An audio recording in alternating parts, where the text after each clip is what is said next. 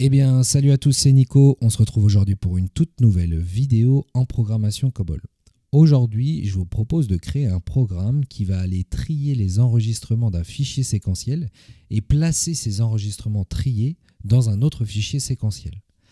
Alors pour cela, on se retrouve directement sur TSO et je vous propose d'aller voir le fichier en entrée, d'accord, le fichier séquentiel que j'ai déjà créé avant la vidéo. C'est le fichier.perso. Perso parce qu'on va avoir 3 personnages. En fait, vous pouvez voir à l'intérieur, eh bien, on retrouve les personnages Tom Jedusor, Harry Potter et Ron Weasley. Chaque enregistrement, il est composé d'un ID, d'un prénom, d'un nom et d'un âge. Et nous, ce que l'on va essayer de faire, eh bien, c'est trier ce fichier par âge croissant. Donc, on va retrouver, en principe, si on arrive au bout du programme, eh bien, l'enregistrement Harry Potter en premier parce qu'il a 26 ans, ensuite Ron Weasley parce qu'il a 28 ans, et pour finir, Tom Jedusor parce qu'il a 30 ans.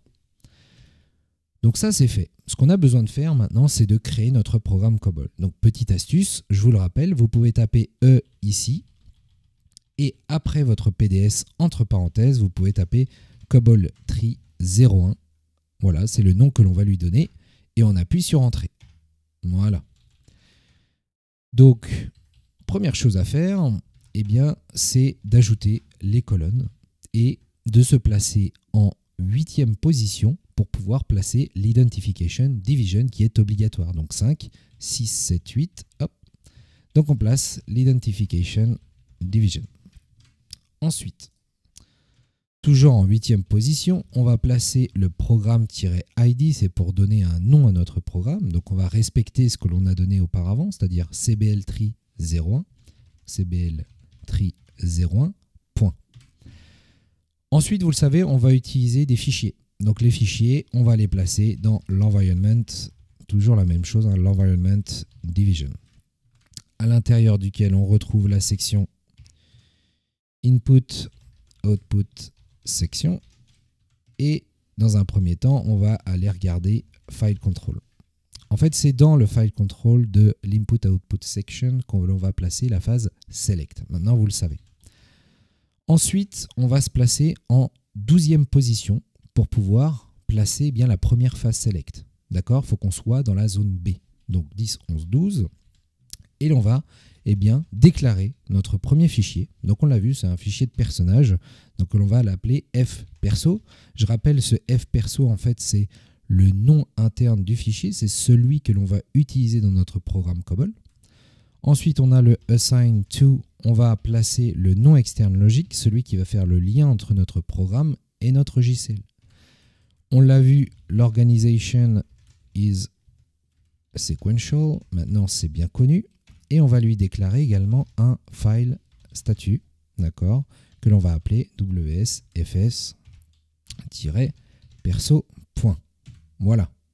Ce que l'on peut faire, eh bien, c'est qu'on va dupliquer, d'accord, en faisant RR et RR, ce bloc de code pour déclarer eh bien, notre fichier trié. Donc, on va l'appeler trié.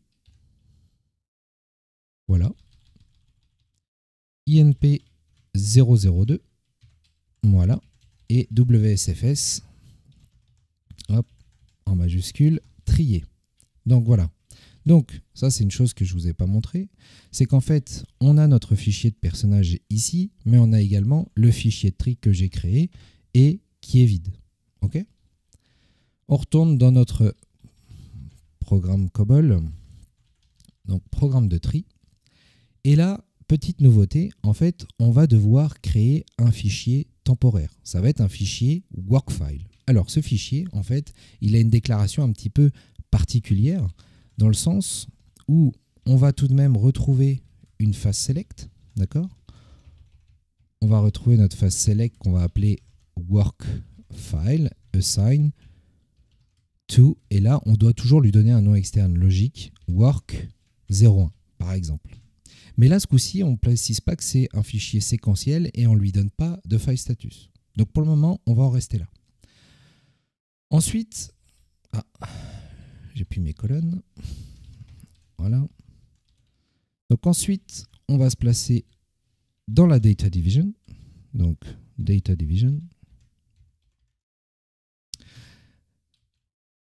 Je vais sauter une ligne ici. OK. Et je vais sauter une ligne là.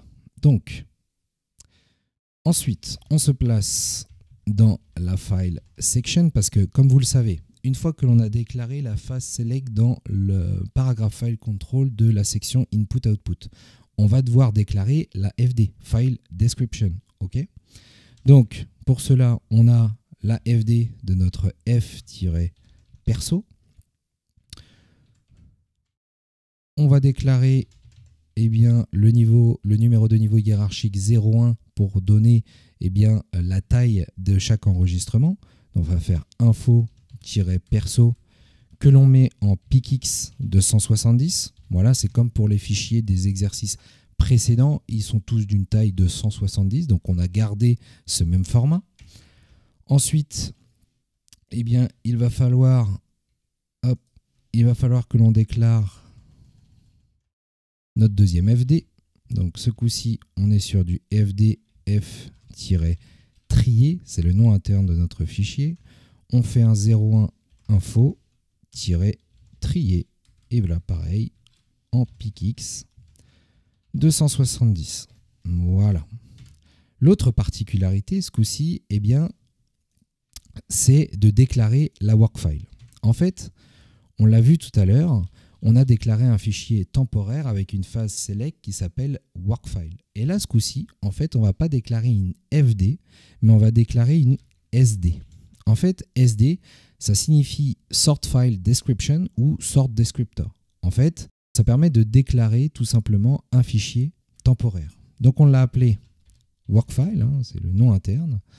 Voilà. Et là, ce coup-ci, on va déclarer également un numéro de niveau hiérarchique à l'intérieur duquel on va décrire tous les enregistrements que l'on a dans nos fichiers.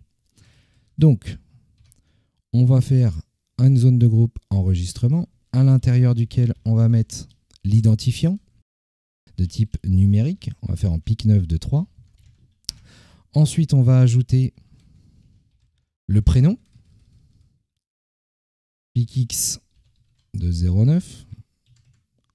Je me suis gardé ça dans un coin. Donc, je connais les dimensions. On est en PICX de 09 également. J'espère que je ne me suis pas trompé à la prise de notes. PIC 9 de 2. Et pour finir, on a un filler pour compléter la dimension de notre enregistrement, pour ne pas avoir un déphasage entre la taille des fichiers et la taille déclarée dans nos programmes. Donc, ce coup-ci, on est en 147. Normalement, la somme, on devrait être à 170. Voilà. Donc là, c'est bon. Donc, ce qu'on va faire maintenant, toujours en position 8, on va déclarer la working-storage section point. À l'intérieur duquel, ça, vous le savez maintenant, quand on fait une phase select, ok. Ensuite, on déclare l'AFD. Et ensuite, il faut également déclarer dans la working les file status que l'on a déclarés dans la phase select. Donc, 01, on a déclaré un WSFS-perso que l'on met en PICX de 2. Et on a également un WSFS-trier qui va être en PICX de 2 également. Voilà. Maintenant, ce que l'on va faire, c'est que l'on va aller se placer en procédure division. Donc, c'est là où on va retrouver en fait la logique algorithmique. Donc, on va se mettre ici, hop, et c'est parti. Donc, première chose à faire, c'est ouvrir nos fichiers. Donc, on va se placer en position 12 et on va faire un open input, d'accord, parce qu'on va juste faire de la lecture sur notre fichier f perso. Voilà. On va tester le file status, donc if ws-fs perso note égale à 00. On va afficher display problème à l'ouverture du fichier. Hop, autre display, on va faire On va mettre fs perso. Hop, et on va ajouter ws fs perso. Tout simplement. Et ensuite, on va faire un end-if. Voilà. Ce que l'on va faire, eh bien, c'est que l'on va répéter ce bloc de code. D'accord? Hop. Ce coup-ci, dans le fichier trié, ce que l'on va faire, c'est que l'on va écrire dedans. En fait, on va insérer des enregistrements. Donc, on va faire un output. Et ce coup-ci, c'est f-trier. Voilà. On peut vérifier encore avec le file status, mais ce coup-ci, c'est trier. Problème à l'ouverture du fichier fs trier et wsfs trier. Voilà. Autre particularité du fichier temporaire, c'est qu'on n'a pas besoin de l'ouvrir. D'accord? On va directement nous le créer dans le JCL. Donc, ensuite, maintenant que l'on a fait ça, eh bien, on va devoir utiliser l'instruction sort qui va nous servir à trier nos données.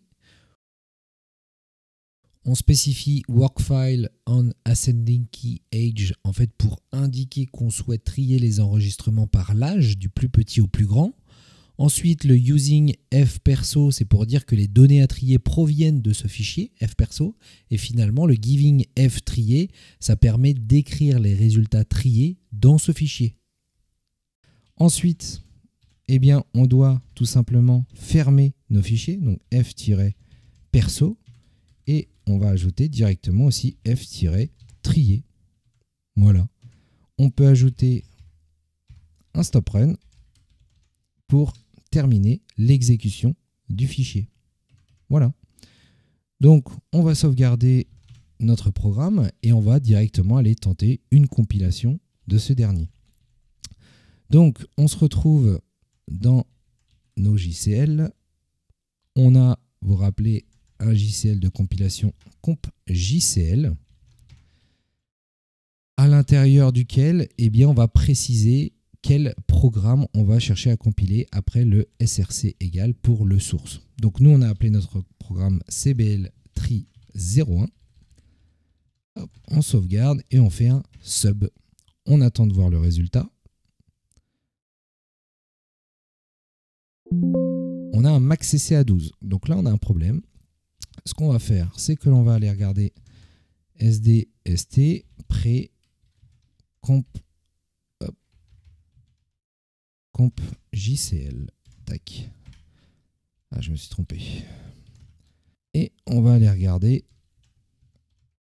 dans la sysprint ce qu'il s'est passé. Alors, ws trier o. Ok, je me suis trompé au niveau du file status. Donc on va aller directement changer ça.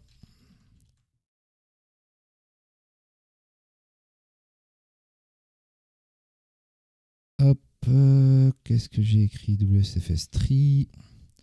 Ensuite, ok, là il n'y a pas de souci, il est là. Hop. On fait F3 pour sauvegarder. On se retrouve. Ce que vous pouvez faire aussi, je vais vous montrer, tiens. Quand vous avez un problème, vous n'êtes pas obligé de retourner ici au niveau des JCL. Quand vous avez parcouru SDST pour aller voir les problèmes du programme, voilà, par exemple, là j'ai mon comp JCL qui a planté, c'est là où on a été voir l'information. Vous pouvez également faire SJ ici, en fait, ça va vous permettre de visualiser le JCL qui a été lancé. Donc là, si on appuie sur Entrée, on va se retrouver dans notre JCL. Et ce que l'on peut faire, c'est directement relancer, faire un sub, et on va voir le résultat. Ce coup-ci,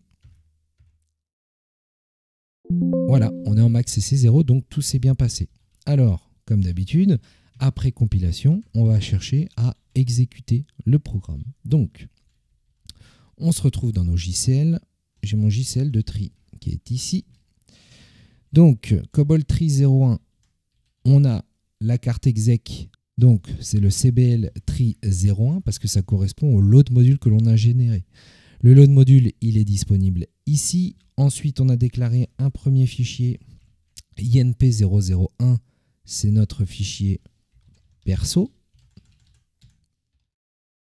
Ici, on a le nom externe logique du fichier. C'est ce qui fait le lien entre le nom interne que l'on a dans notre programme, à savoir F perso, et le nom physique du fichier. Ensuite, on a notre second fichier INP002 qui est notre fichier trié.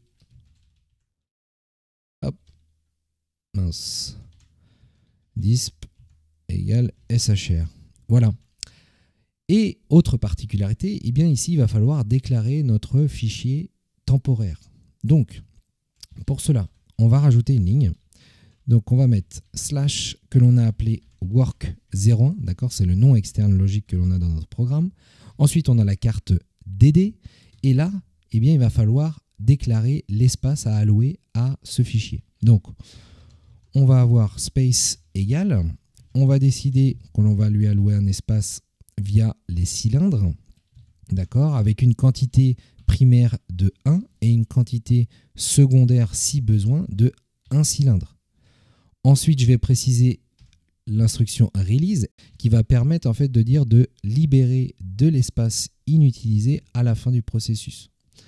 Ensuite, on a unit égale sysdar. En fait, c'est une référence générique de stockage. Voilà. Ensuite, on va continuer à la ligne et on va le mettre notre disp. D'accord, c'est pour donner l'état du fichier. Eh bien, on va lui préciser new. Voilà, new, ça signifie que le fichier il va être créé lors de ce job. Et je vais mettre un delete également. En fait, il va indiquer que le fichier doit être supprimé une fois le travail terminé. C'est l'équivalent d'un fichier temporaire, tout simplement. Donc voilà, on a terminé. On va voir si tout fonctionne comme ça. On va taper la commande sub. Alors, max à 0, donc tout s'est bien passé. Donc, normalement, notre fichier de tri va être composé voilà, des différents personnages triés en ordre croissant d'âge. Tout simplement, on retrouve bien Harry Potter à 26 ans, Ron Weasley 28 ans, puis Tom Jedusor à 30 ans. Et bien voilà, on en a terminé pour cette vidéo où on a créé un programme qui permet de trier les enregistrements présents dans un fichier séquentiel. Si vous voulez en savoir plus sur ces notions, je vous invite à aller consulter notre site From Zero to COBOL et bénéficier des formations complètes en COBOL en partant de zéro. En attendant, si vous avez apprécié cette vidéo, n'hésitez pas à lâcher les pouces bleus, les abonnements, les commentaires. On se dit à très vite pour une prochaine vidéo. Ciao!